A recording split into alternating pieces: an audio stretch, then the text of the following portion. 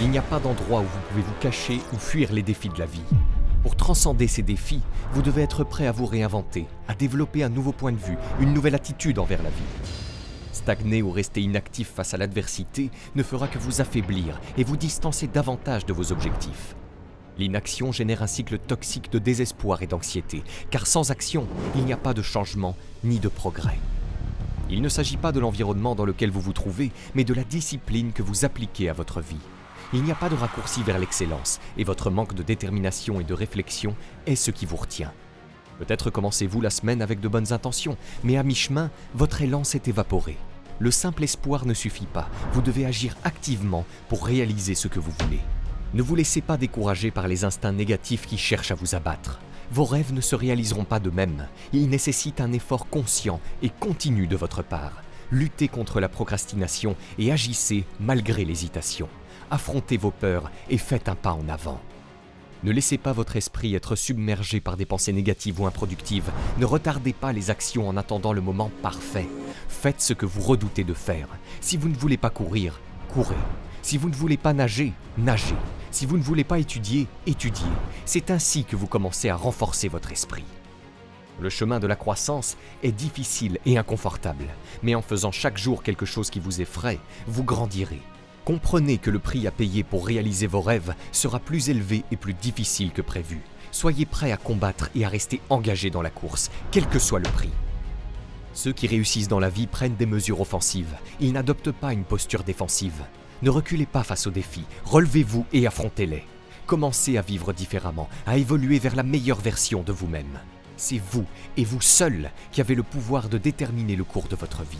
C'est vous qui décidez si votre vie est passionnante ou ennuyeuse. Examinez votre vie. Est-elle satisfaisante? Vivez-vous avec un objectif précis? Vous efforcez-vous de réaliser vos rêves? Donnez-vous suite à vos idées?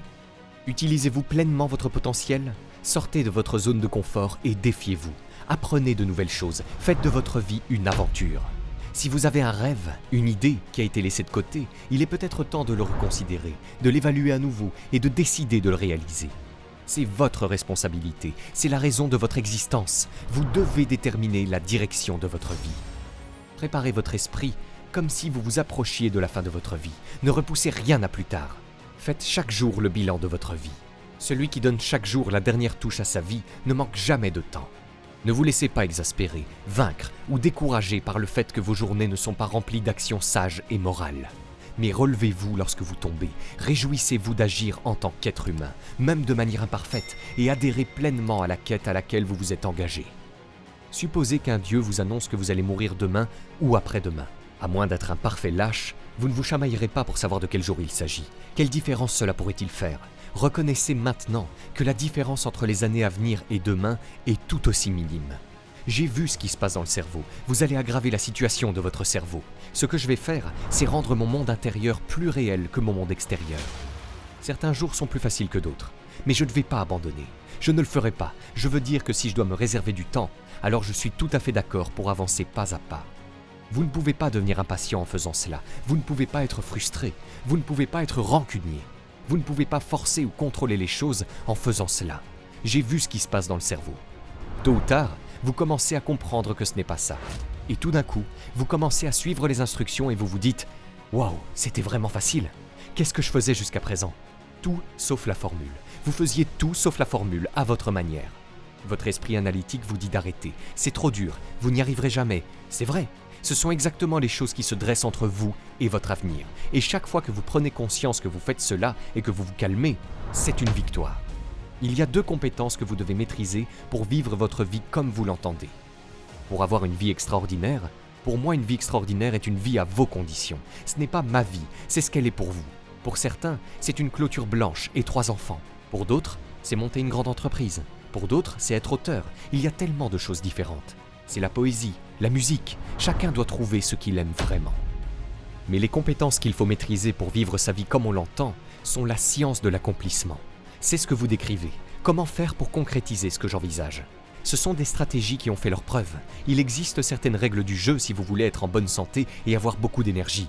Chaque personne est légèrement différente sur le plan biochimique, mais il existe certaines règles. Si vous les enfreignez, vous aurez peu d'énergie et vous serez malade. Si vous vous alignez sur elles, vous aurez une énergie et une force énormes. C'est la même chose pour les finances. Tout le monde peut se développer financièrement, mais la plupart des gens n'apprennent pas les principes de base. Ils passent donc à côté de la stratégie. C'est donc une question de stratégie. J'ai passé une bonne partie de ma vie à enseigner cela aux gens, mais la deuxième partie est ce qui crée un épanouissement durable.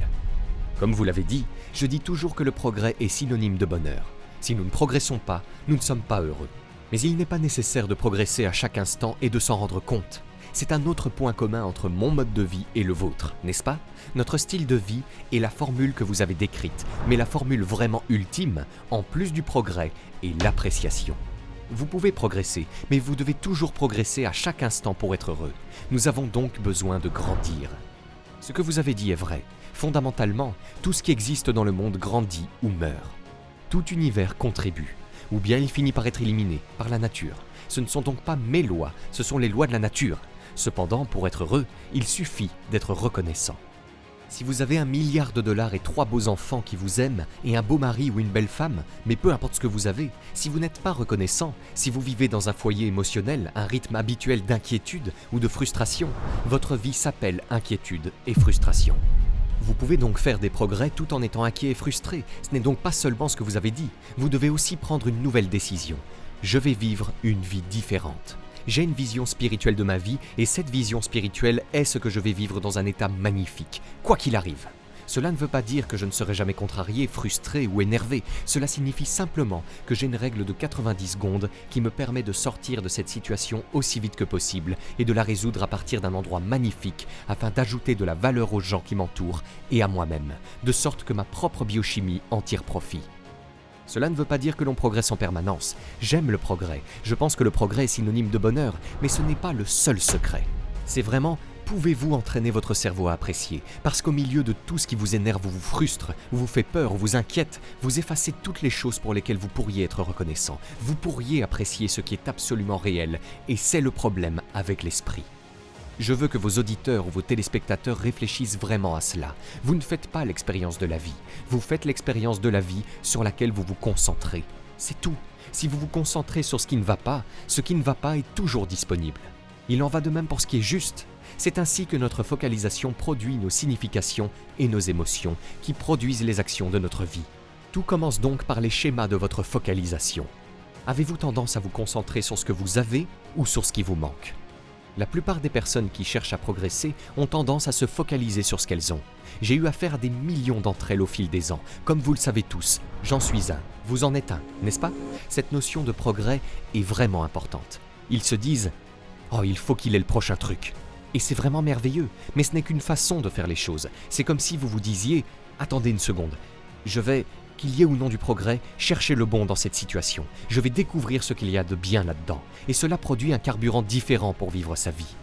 Et c'est à partir de ce carburant qu'il est facile de progresser.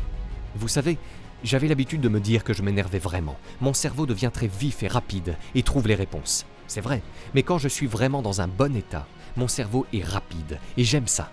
Et les gens autour de moi l'apprécient. Il s'agit donc aussi de décider comment vous allez être et pas seulement ce que vous allez faire.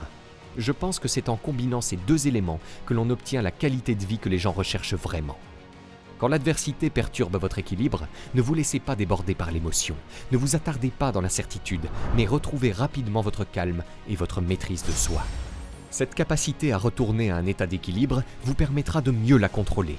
Ne dites pas « quelle malchance que cela m'arrive ». Au lieu de cela, déclarez « j'ai de la chance que, même si cela m'est arrivé, je peux le surmonter sans souffrance, sans être écrasé par le présent et sans craindre l'avenir. » Car cet incident aurait pu arriver à quiconque, mais tout le monde n'aurait pas été capable de le gérer sans douleur.